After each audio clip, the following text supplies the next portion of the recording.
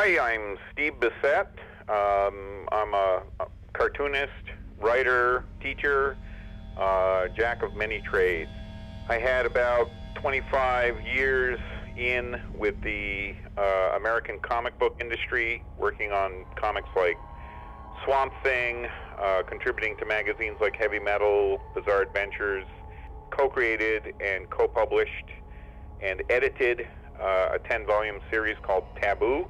Self-published a comic called R Bissette's Tyrant, which was going to be the birth, life, and death of a Tyrannosaurus Rex and ended up being the birth.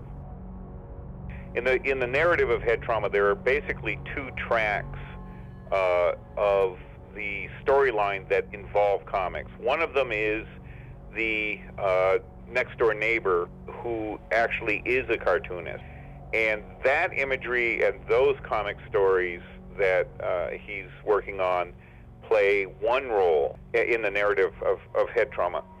The other aspect in which comics play a part is when the protagonist, using a phone booth, finds a variation on some of the Christian tracks that exist in the real world, with the idea being that his protagonist in the Head Trauma narrative would come across one of these comics and that the images in it would sort of begin to resonate with the story. We just kind of bounced around a couple of ideas of what kind of imagery might be in one of these Christian comics. And the image I remember that really kind of pulled everything together was Danny penciled this contorted standing figure. My name is Daniel Bissette. Once I had the whole figure drawn out, my dad encouraged me to work in a background, and that's where we kind of thought up the theme of the Sea of Fire. It was just kind of a cool biblical image in my mind. Lance spoke a bit more to me and came up with a few additional images, and those images were consciously drawn so that they would resonate with specific images linked with the trauma that is sort of the catalyst behind the entire story of Head Trauma. Julian, who's the young cartoonist who interacts with George and lives next door, Lance edited the film in such a way that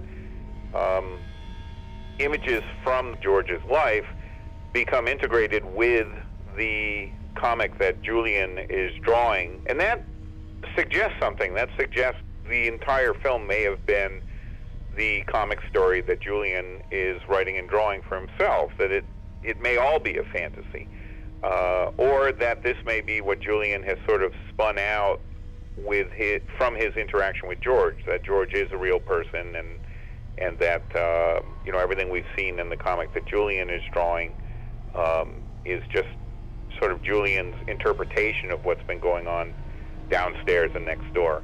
The fun of working on Head Trauma has been working on a film that, to my mind, has a fairly unique and definitely unusual orientation to the relationship between cinema and comics as mediums.